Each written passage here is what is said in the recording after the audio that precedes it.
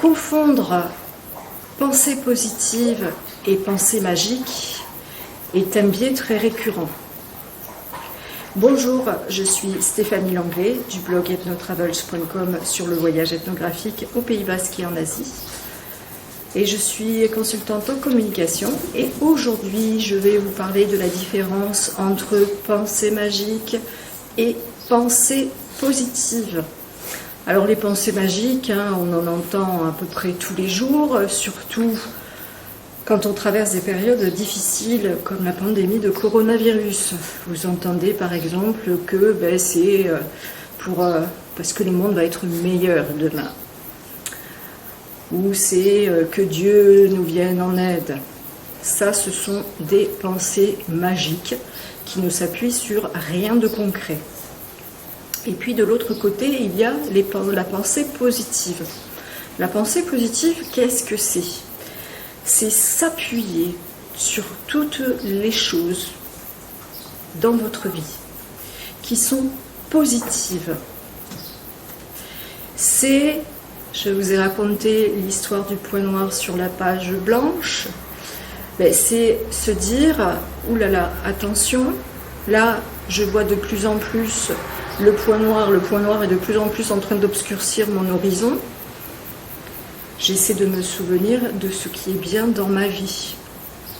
La pensée positive, c'est de se dire, voilà, je suis face à une situation où je ne contrôle plus grand-chose.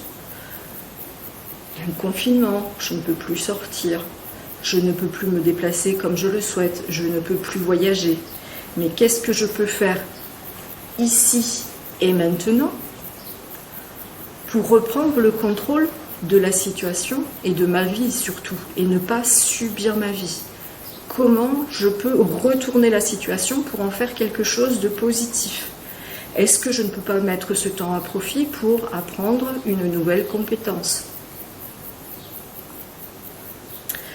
Qu'est-ce que je peux mettre en place après le confinement pour aider les autres à se réouvrir au monde et à rebondir ? Mon entreprise ne va pas bien. Qu'est-ce que je peux faire concrètement de positif qui va faire que ça va aller mieux ? Vous voyez la différence ? Pensée magique, elle ne s'appuie sur rien de concret, alors que la pensée positive s'appuie sur des actions, des choses qu'on peut faire ici, maintenant, pour avancer, pour aller de l'avant. Même si ce n'est qu'un petit pas après l'autre, ce n'est pas grave. Donc, par rapport à l'exemple du coronavirus, je vais reprendre des choses qu'on a entendues ou qu'on entend en termes de pensée magique, et je vais les traduire en termes de pensée positive. Pensée magique numéro 1.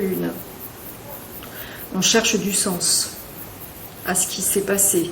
La pandémie, il faut bien trouver une raison, il faut se rassurer, trouver une raison. Donc beaucoup de gens se disent, oui, mais cette pandémie, c'est parce que c'est un renouveau, nous allons vers un monde meilleur. Ok. Pensée magique. Concrètement, que va-t-on faire pour aller vers un monde meilleur ? Est-ce que je compte seulement sur le voisin pour changer ? Est-ce que je compte uniquement sur ma famille pour changer ?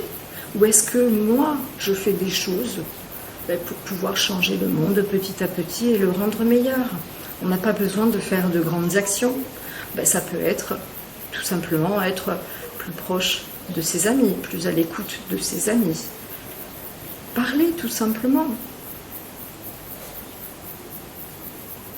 Des choses très très simples, mais des actions concrètes. Ne pas simplement se dire « oui, c'est pour que le monde change ». Effectivement, ça rassure pour un temps, mais ce n'est pas comme ça que le monde va changer. Le monde ne va pas changer par magie. On est sur une pensée magique. Si personne ne bouge pour que le monde change, le monde ne changera pas. Donc, action. On est dans l'action. Et on sait que ce qu'on fait, effectivement, et c'est là que je rebondis sur la pensée positive, Je mets des choses en place parce que je sais que ça va produire de l'effet et qu'effectivement on va aller vers un monde meilleur.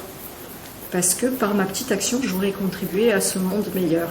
Mais je n'ai pas attendu qu'un monde meilleur nous tombe dessus comme par magie. La deuxième chose, le deuxième exemple en termes de pensée magique, alors ça je l'ai beaucoup lu et je l'ai lu encore il y a quelques jours, puisque l'Inde par exemple est extrêmement touchée par la pandémie de coronavirus.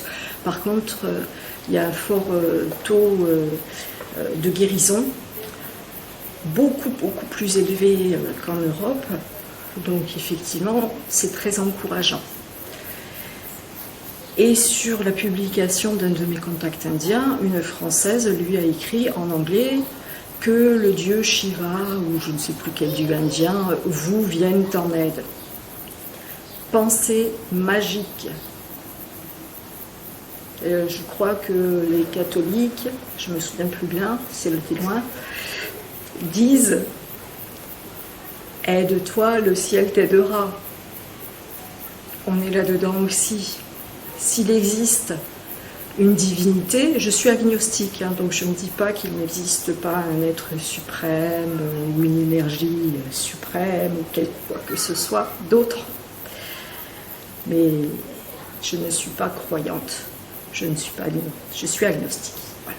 Il y a peut-être quelque chose comme il n'y a peut-être pas quelque chose, je ne sais pas. Et donc, je ne compte pas, effectivement, ou il ne faut pas compter sur un Dieu qui va arriver comme par magie pour venir en aide. Nous aussi, par nos actions, nous pouvons contribuer à ce que le monde avance. Si je parle de l'Inde, j'ai mon ami Shakil. Alors lui, il n'est pas hindou, il n'est pas hindouiste, il est musulman. Indien musulman qui vit au Bastar avec les tribus. Eh bien, Shakil, pendant la pandémie de coronavirus, il va dans les villages des tribus et il identifie les enfants qui sont en situation de malnutrition. Il leur apporte du lait, il leur apporte des céréales, il leur apporte tout ce qu'il faut pour pouvoir leur venir en aide. C'est ce genre d'action concrète.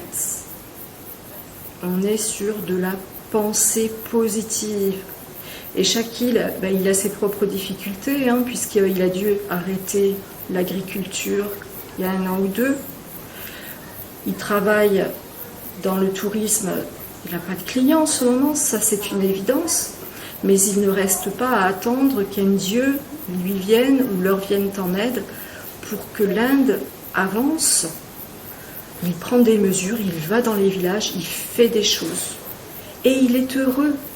Il aide les autres, il voit que les gens vont mieux et ça le rend heureux lui aussi. C'est ça aussi de la pensée positive.